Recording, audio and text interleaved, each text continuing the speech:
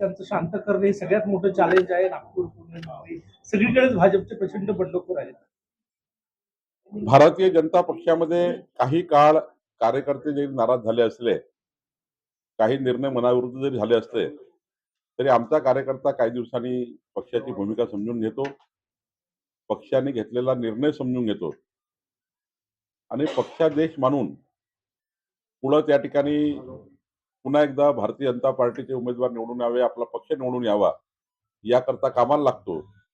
त्यामुळं आम्ही सर्व जे नाराज झालेले कार्यकर्ते आणि ज्यांनी फॉर्म भरलेले आहेत त्यांना आम्ही चर्चा करणार आहोत आणि मला विश्वास आहे की भारतीय जनता पार्टीचे सर्व कार्यकर्ते पदाधिकारी ज्यांनी निवडणुकीमध्ये अपक्ष अर्ज केला आहे ते लवकरच परत घेतील. चंद्रपूरमध्ये भाजप प्रदेशाध्यक्षांनी जी यादी दिली होती ती डावलून काही लोकांना जिल्हाध्यक्षांनी स्वतः उमेदवारी दिली, त्यांच्यावर कारवाई सुद्धा झालेली आहे. कसं चंद्रपूरची कारवाई योग्यच आहे.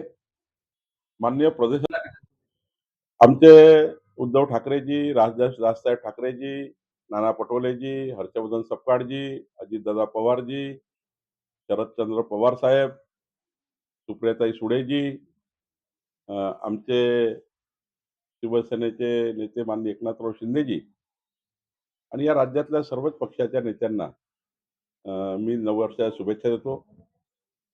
काही नाव मी घेऊ शकलो नाही, तो सर्वांना शुभेच्छा देतो. आमच्या पक्षामध्ये आम्ही काल भेटलोच आहे. मी, देवेंद्रजी, नितीनजी आम्ही एकमेकाला शुभेच्छा दिल्याच आहे.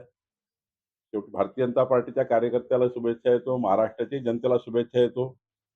हे देत असताना हे वर्ष महाराष्ट्राकरता विकसित महाराष्ट्र म्हणून, हे वर्ष समृद्ध महाराष्ट्र म्हणून, हे वर्ष समाजाच्या शेवटच्या व्यक्तीच्या कल्याणाकरता आम्ही त्या ठिकाणी जाईल आणि या वर्षात कुठली नैसर्गिक आपत्ती महाराष्ट्रात येऊ नये अशी परमेश्वरालाही विनंती मी केलेली आहे.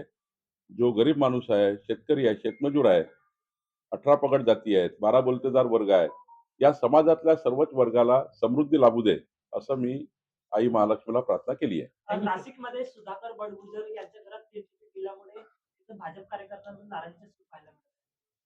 आता मी आताच सांगितलं की ज्या ठिकाणी आम्ही पक्षात काही लोक आणले आहेत त्या ठिकाणी असं काही झालेलं आहे. त्यांनी काही कमिटमेंट त्यांनी केलं होते. 2-3 सीट त्यांनी 2-3 त्यांच्या घरात उमेदवार होते त्यांना दिलेली आहे.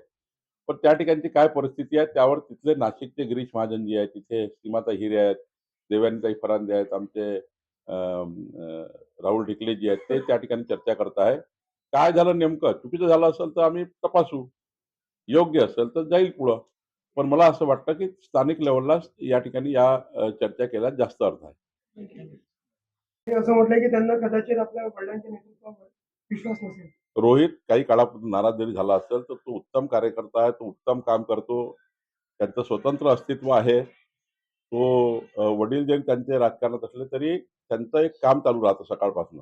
रोहितही तेवढंच काम करतो. पुण्या आमदाराचा मुलगा होणे चुकीचे नाही, पण तो कर्तृत्वान असेल तर त्याला तिकीट द्यायला काही अडचण नाही. पण यावेळी पक्षाने भूमिका घेतली की आमदार खासदाराच्या मुलांनी निवडणूक न लढता सर्वसाधारण कार्यकर्त्यांना निवडणूक लढवली पाहिजे असा सामूहिक निर्णय आम्ही घेतला. त्या निर्णयामुळं रोहित लढू शकला नाही, आमच्या माधुरीताई मिसाळांचा मुलगा लढू शकला नाही, आमच्या देवयानी फरांदेताईचा मुलगा निवडणूक लढू शकला नाही. असे राज्यातले भागवत कराडजीचा मुलगा तर 3 वेळा महामंत्री आहे पक्षाचे. ते पूर्ण संभाजीनगर सांभाळतात, तो भाग सांभाळतात, पूर्ण प्रभाग सांभाळतात. त्याही निवडणुकीत लढू शकले नाही. अशी 40-45 युवकांची चांगली यादी आहे. जे आमदार खासदारचे मुलं आहेत ते कर्तृत्वानी आहे. पण पक्षाने निर्णय घेतला की आमदार खासदारचे मुलं नाही लढणार यावेळी, कार्यकर्ते लढतील. म्हणून त्या ठिकाणी थोडी नाराजी झाली आहे. पण रोहित हा चांगला कार्यकर्ता आहे, आम्ही त्याला समजवू. नवीन वर्ष आहे. संजय राऊत, उद्धव ठाकरे